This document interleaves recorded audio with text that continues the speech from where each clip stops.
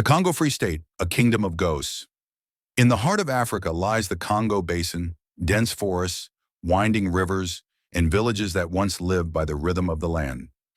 In 1885, this land was declared something extraordinary and monstrous at the same time, the personal property of one man.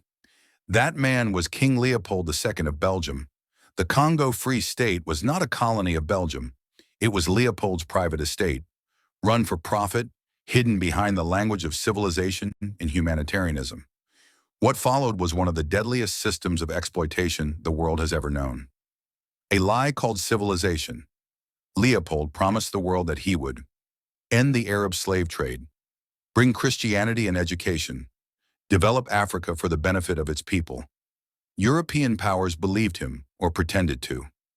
In reality, the Congo was transformed into a massive labor camp, designed to extract rubber and ivory, commodities suddenly in high demand due to industrialization. Villages were assigned impossible quotas of rubber collection. Failure was not an inconvenience, it was a death sentence. The system of terror.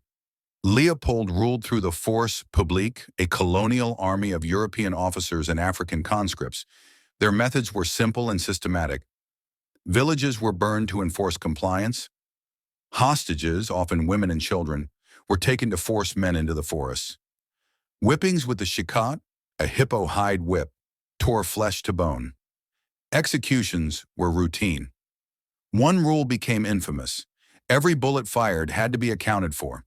To prove bullets were not wasted, soldiers were ordered to bring back the severed hands of those they killed. Hands became currency. Hands became proof. Hands became terror. Soon, baskets of hands replaced baskets of food.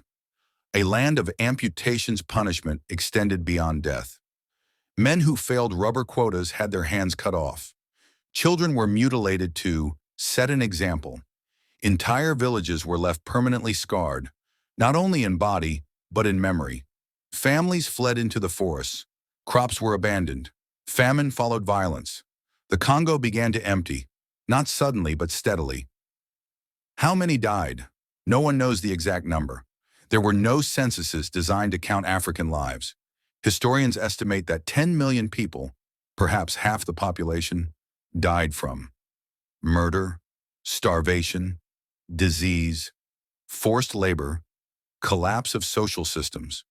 It was not a single massacre. It was a slow-motion annihilation.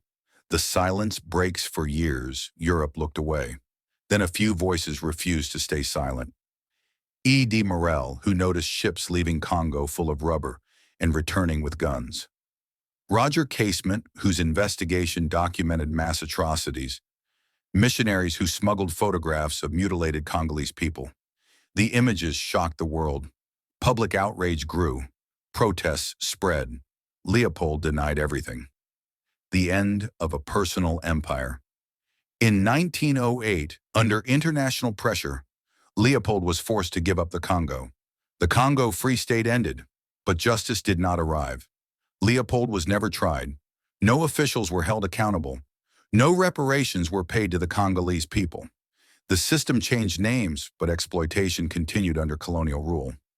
What remains? The legacy of the Congo Free State is not confined to the past. It lives in generational trauma, broken institutions, resource exploitation that continues today, a global silence that still struggles to name this as genocide.